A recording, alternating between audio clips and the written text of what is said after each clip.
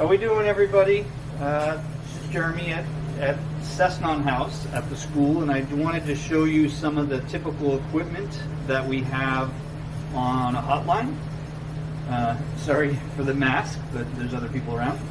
So I'm on our kitchen line right now, and I'm going to point out a few pieces of equipment that are commonly used in professional kitchens. So this is a convection oven, and you can see in the back of it that slot, that opening that you see, in the middle and the back is a fan.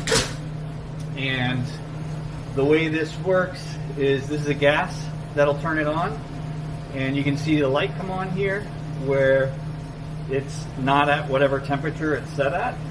That's telling me that the gas is on and it's heating. And then there's also a fan. You can hear it's loud, and that fan just blows whatever temperature air that we have set in there, and it will cook a lot more evenly than if we were to do it in one of these. An oven has nothing in it. An oven this is a conventional oven. So that's an oven that's also gas. You can see the dials are here for it. That just heats from the bottom. So it doesn't have the air moving inside it. So it doesn't cook as evenly. And the conventional is probably more common, what someone might have at home. But the convection is a much more common one in professional kitchens. And we've also got a grill, gas grill here. Again, just has some valves on it for it. And then a range. And these, you can see as I turn on the gas, it turns on. And they, again, we don't have any dials really. There's just this valve here. And those, we just need to get good at controlling how much heat we're using depending on what it is that we're making. You may notice above me is a fan that you can hear running. I'm going to turn it off for a moment. And hopefully it got a little quieter.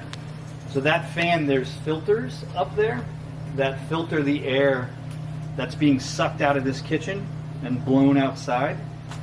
And that's to assure that we don't put a bunch of grease and things like that into the environment.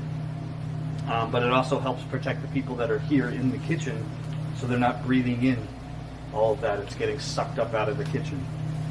And then we've got a fryolator here, which is just full of oil. Usually canola oil or some kind of vegetable oil is used.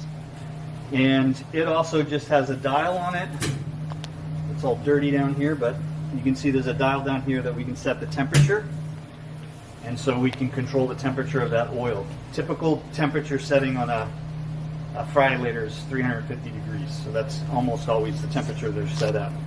And then as I turn around on the other side, there's a steam table. So this has some temperature gauges on it, and then wells that are full of water that we can use these types of pans on. They're called hotel pans. And then we have some cold tops where we can put more of those pans with food in them, and some reach-in refrigerators. So you can see there's some stuff in here from the classes preparing for dinner and lunch tonight.